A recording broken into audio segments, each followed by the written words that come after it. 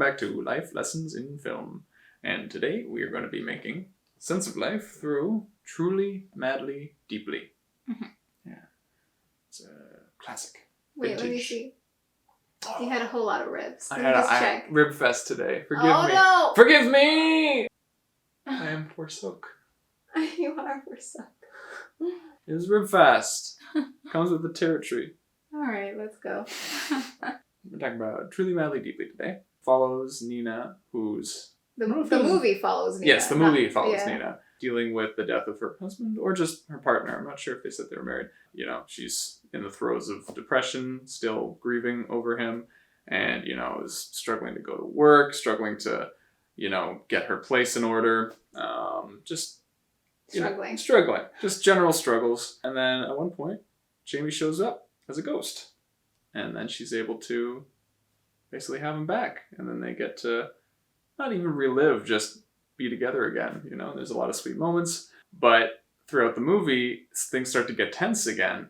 Maybe he starts to take her for granted, starts to invite all these other unwelcome ghost guests over. What do you mean tense again? We didn't know that things were tense before. That's right. There's a scene, we never saw the scene before. But in the beginning, it's utopia, basically. Yeah. Them finally super being... cute and funny, and it's beautiful and sweet, and, you know, and you're just, aw, for them. Yeah. But, yeah, then it starts to lose that. I think it's done intentionally, where there's even times where he's trying to be cute with her, like you do when he first showed up, and, you know, but it's a little different. First, when he's being cute and kind of bugging her, spooking her, she really likes it. Then it starts to annoy her more, like she's taking a bath and he's bugging her, right? And then she's actually just getting more annoyed, you know? Yeah. And he's always cold because he's a ghost. So then it's tough for them to, you know, he always needs the fire on and everything. Starts inviting ghost guests over unannounced. And then at one point she just, you know, she finally needs to address this with him. She's like, was it always like this? You know, maybe it wasn't actually what I remember it to be, you know, but you kind of forget that once the person's gone, and then you only remember missing them, right? Which I think it was both, right? The way it progresses, I think the point was for her to reconcile with the actual reality of this relationship that she had with this man. Now that he's gone, potentially she was remembering their relationship more fondly, or looking at the good parts of it only, and not the parts that hurt her.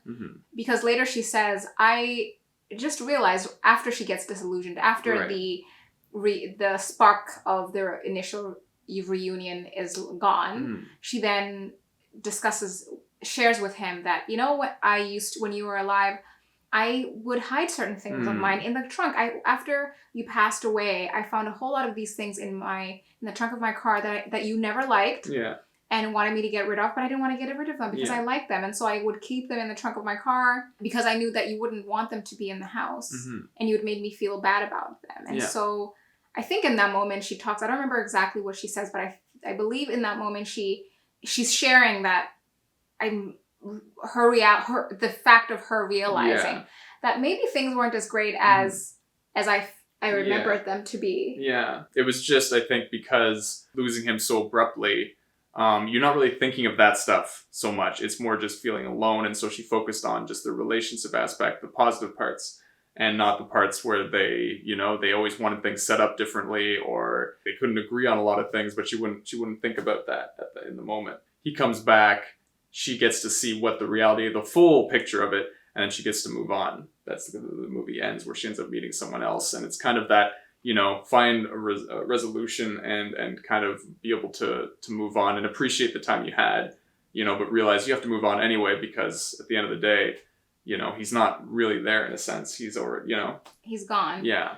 I remember he comes back and says, thank you for missing me. So it almost, in the end, feels like he came back to help her to move on. Yeah. Because she really was struggling. In the beginning, she was mourning this guy, and she couldn't even, like, her therapy sessions were just her crying the whole time. Yeah. And nothing was enjoyable anymore. Yeah. Her work, her family, she just wasn't fulfilled by anything that she was doing. And her boss, I remember just talking about, she really loved this man. And And so I think the guy comes back to try and have her move on. Yeah. Because he sees that I don't really like her. Yeah. He doesn't actually say that, Yeah. but it comes to light that this might be a possibility because in the end, he has that conversation, a little bit of a chat with the other ghost, like, I think it's time. Yeah, I think it's time. Yeah, exactly. They have the conversations like, it's time to go, and then they see her going on a date with this new guy, and he seems happy for her. Yeah. Which I think wouldn't make so much sense if he actually just wanted to be with her again. Forever, He'd be angry or sad or jealous or something. Yeah. Yeah. He's dead now. Yeah. And in my mind, once you leave the world, the material world, you've transitioned past the superficial, and you can be honest with yourself as you are, because you're not really that person anymore. You're a spirit now, and obviously as a spirit you have that other worldly, not even a world, but like you have this you've been cleansed, right, of the dirt that is living in a materialistic world. I think he was very much aware of the fact that this person is just looking at the positives only and dwelling on those positives that she doesn't have anymore, but in an unhealthy way that was crippling her life. Because then she wasn't able to continue living. Exactly. And I think I think he probably shed his ego after he passed on. Even though he maintained his personality, he could see the bigger picture and is thinking, okay, I appreciate this, and it would be nice to spend some time with you again, but you really do need to move on now. Yeah. The thing that also resonated with me in the movie was how she remembered that relationship.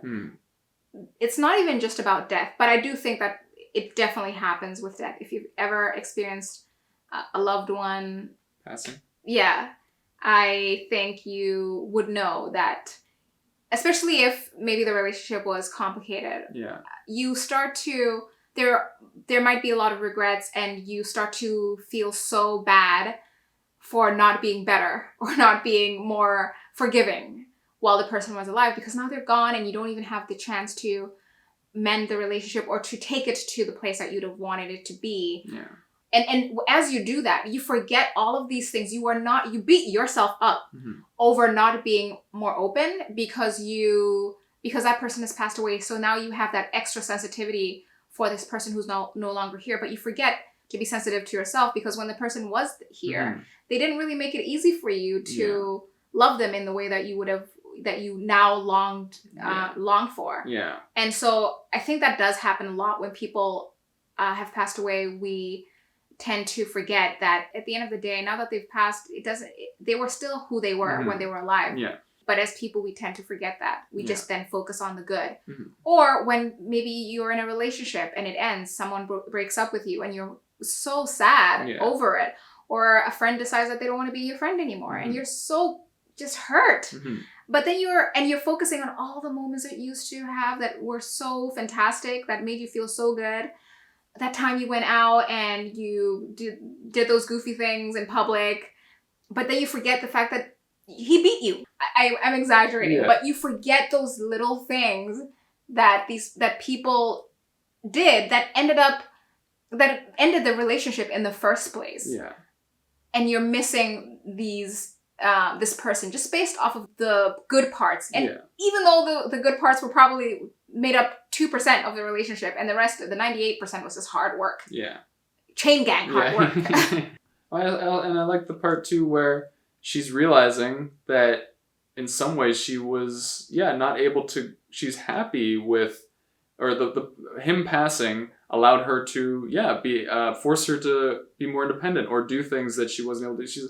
She's like, before I couldn't hire a plumber, I couldn't do all these things. Now look, I'm getting my flat put together, and it's not great, but it's mine, I'm putting work towards it, and it feels good, and all this stuff, And then it's that kind of realization too of when you get out of a certain environment, you might miss it at first, but then you actually see in how many ways you've grown because of being in a different situation now. And then if you're put back in the old situation, you actually notice, but there were some things that then I was forced to actually have to learn or do or change about myself that I actually glad it happened. So she basically, you just get that perspective. In the beginning, you are sure, especially if you're the person who broke it off and it was hard and the person was treating you badly. In the beginning, you're absolutely sure, because those things that happened that force you to decide to make the decision that I'm leaving now. Those are still top of mind, and that's why you end up breaking up with a person. Right. But after some time, the memories taper off a little bit. They're no longer top of mind. You forget. Now you're lonely. You don't have you don't have that Netflix partner in crime anymore, and you just feel the loneliness every single night. And it's hard, obviously, to meet new people and all these things. And then you start forgetting the bad, and you just start remembering. You replace all the things that led you to breaking it off with all of the things that you actually liked. The comfort of having another human being with you and having that easy access to another person. You start replacing all of those things. You push them aside. I think that's something that is quite common to people. There is that transition. But if you are really committed, ultimately you move past that part, and then you get to that threshold where it's like, okay, acceptance. It's over. Move on. Let's start anew. But then there are those people who just get stuck in that position and hate it so much, and then just go back to the mess. And so this is kind of her going back to the mess. She was going back to the mess, and then he helped her get out of past it. that. Yeah. But a lot of people then they'll get back with their ex or whatever because they both kind of forgot why it wasn't working. Yeah. The other relationship that was interesting was Titus. And Titus decides that he's in love with her. Buys a ticket to go to Paris. Let's go to Paris and make love for a week. Without even... She had no idea. Just shows up, tickets to Paris. They've never even got this whole plan. Never kissed. Never even gotten anywhere. No flirting, really. Not in her mind. And he does and this. certainly not in our minds. We are watching this. Nothing happened. And she's shocked. And he's shocked. And it's interesting because there are people who are that way like that in the world. I used to watch movies and I'm like, that is so unrealistic. They're just doing that to be like a comedic character, but that's no one's actually ever like that. That's just purely for outrageous laughs. But there are human beings like that. There are people that are so in their own world that they just assume that everyone really sees them the way they want to be seen and thinks the way they think.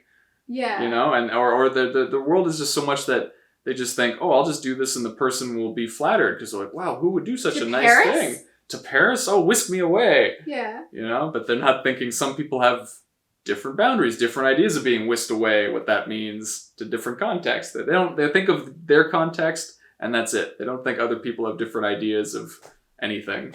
I think with Titus, it was also just, there are people who think, well, if I have these feelings for this person, that means that person has these same feelings for me. Truly, you think it is crazy, but it is not. I speak from experience. And I cannot even explain because I truly cannot conceptualize it, right? I don't know what is going on in a person's mind when they think just because I have feelings towards this person, that means they have the same feelings towards me. And because Titus was really just shocked. What? You don't want to come to Paris and just make love for a week? Even though we've never talked about our feelings for each other or anything. But at the same time, I'm not really sure. Titus is from Poland. I don't know how people do things in Poland. But there was that tenderness between the two of them. They were friends. He shared about missing Poland and he was very vulnerable with her. I think he felt really safe with her. And I think she's also one of those people that's very empathic. And so for people are drawn to that. And sometimes people also get her empathy mixed up with interest and love interest. Exactly. I think that might have also been, maybe that was the big factor with Titus. I think he's like, wow, this person just seems so nice to me. She must be in love with me. Because his experience has been probably everyone else has just ignored him for the most part. But for her, she's like, no, I just kind of do that for everybody. I think there is definitely an element of him seeing her be kind and understanding and listening to him as he's mourning for or pining for Poland and the food and the music and all these things. And she's patient with him, all of these things. And she's just a really soft, kind-hearted person. So most likely that's what was going on. I feel like I would prefer to believe that more, even though it's still not sensible. Yeah. Just because someone is nice to you does not Yeah. mean that they have romantic feelings No. or anything. Yeah. I think a lot of people are like that, is they just think, wow, I've never met someone that seems to be so nice to me. It must be, because that's the Love. first time they've experienced that. You Yeah. know? And some people are just, no, that's just trying to be nice to everybody. Yeah. But some people don't have a concept of that. They're like, no, you're only nice to the people that you have interest in or something, you know? Yeah, or just the fact Or of just being exposed to a lot of people in yeah. general who Yeah. aren't like that. Yeah. I don't know. Yeah. But that relationship was interesting. Titus Yeah. was interesting. Yeah. And Mark, yeah. we didn't really talk about that. No, but that was yeah. a good relationship. That was a good relationship. I was- think two sweet people found each other. Yeah. He's also a guy that, you know, he doesn't mind acting goofy in public. Which I like. Which is why he's also good at his job too. I think he's just a good energy for the people he works with that he takes care of, and I think for her, she also needed that, you know, because she was someone that when he asked about her, she ended up just going on about all these things that clearly hurt her about the world, and she's like, "Oh, you want me to be more personal?" Yeah. So just going on, I just hate how everyone's so horrible to each other and all that kind of, you know. So yeah, I really liked their relationship. I really liked it because both of them are such. I don't want to say unique. But unfortunately, in the world that we live in, people like that are unique. You're not going to get a lot of guys who ask you to tell them about your the deepest parts of you as you are hopping in public. You're not going to get a lot of people and a lot of adults doing that because we all worry about how are we being perceived right now. Am I with a lunatic right now? We're worried about what is this person gonna think. I like the fact that he's so willing to just be himself. And I think that is such an important thing because even if she had responded negatively to that, then you're done. You know, because I think he's that kind of person who just wants to be himself. It is such a hard thing to have to pander to what you believe societal standards require you to be, right? And you think that way, and you think you have to do that because then it will make things easier. You'll find love, you'll have a girlfriend, you'll have a partner, you'll get married, all of these things, but you're not yourself, and that's a lot of work to maintain a personality that isn't yours. And so I really liked the fact that he just from the very beginning, this is who I am. It's okay if you don't like it, and that's that. He was very honest about, I'm really falling for you here. He's like, I'm in trouble. You need to tell me if there's what's going on. Are you seeing someone? It seems like you're seeing someone. It seems like there's some things, and but on my end, I'm in trouble. So you got to tell me because I don't want to keep on.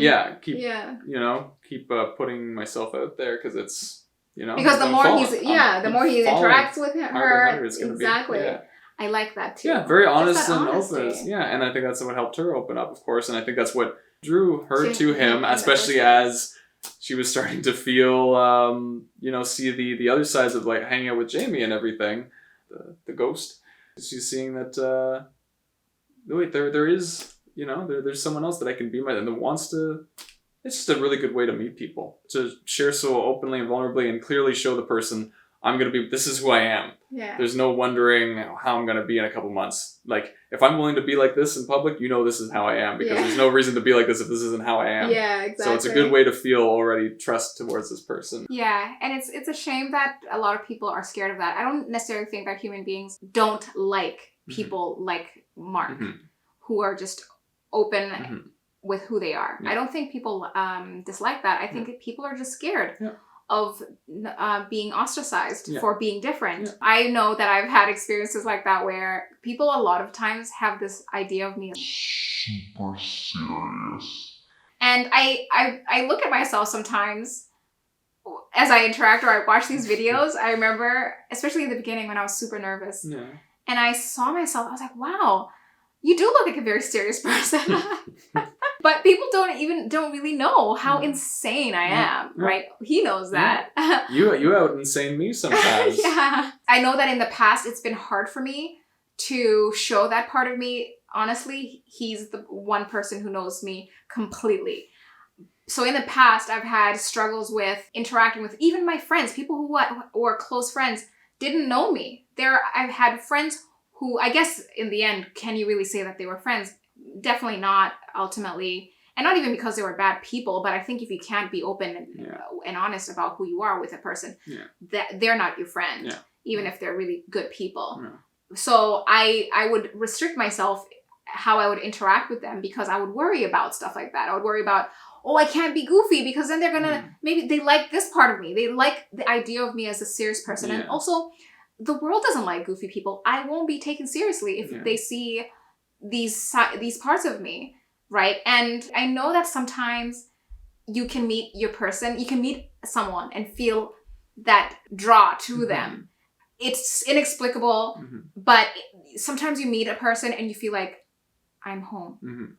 We know each other. Yeah. And you can do those kinds of things, like you're hopping and all the stuff, because you have this sense that this person most likely is not going to do that. And I think that both of them were similar in that way. They were both very vulnerable, empathic people who have such an open-mindedness, because he's working with people with various disabilities. She's working with people who are immigrants who are struggling to assimilate to British society, and has extreme sensitivity to their plight. And so these two people are very empathic, understanding people. And so I think they kind of saw each other, because the first time they saw each other, you could see that chemistry. Yeah. Well, and he noticed that there was, a fight breaking out in the restaurant. He wanted to use some magic to kind of bring everyone back down from the heated temper that was going on. And so that takes someone to want to step in and be like, okay, this sucks that people are, probably getting angry over something that's, they should be able to sort out with cooler heads, right? And then she sees that, and obviously they appreciate that way of dealing with conflict and people and everything. And it's also just a great trick. I think people who are trying to align much more with the mainstream, because they feel like, I want to be cool. I cannot be seen to be doing magic tricks in public. People are not going to take me seriously. I will be ostracized from that tribe, the cool mainstream tribe that I'm trying to be a part of. Yes, adults still do that. That playground, want to be with the cool kids. People still do that. It doesn't end. It never really ends. So if you're that kind of person, you're not going to do the magic tricks. You're going to look at that and think, I can't do that because people are not. Then I'm not going to be part of the cool adult kids. Basically. Oh gosh, what was my point? I forgot where I was going with that. Oh, we made some points along the way. Oh, no. Little points. We were connecting littler loud. dots. They recognize that part of themselves in the other person, I think, and that's how they already spoke a similar language, a similar understanding, and that's why. And that was the romance part of the movie. And that was the romance. Helped her finally move on, because it's not easy to move on what she was, And I wish people were just like, were that way. I wish people were that vulnerable from the very beginning. Again, we've mentioned Alan de Botton. I watched this. We've watched him forever with a lot of things. So he gave this talk one time, and he was telling people, how come when you meet people, all you ever do is talk about, well, I work at this is job. What I do. And you tell people stats, facts. You're not really telling people about who you are.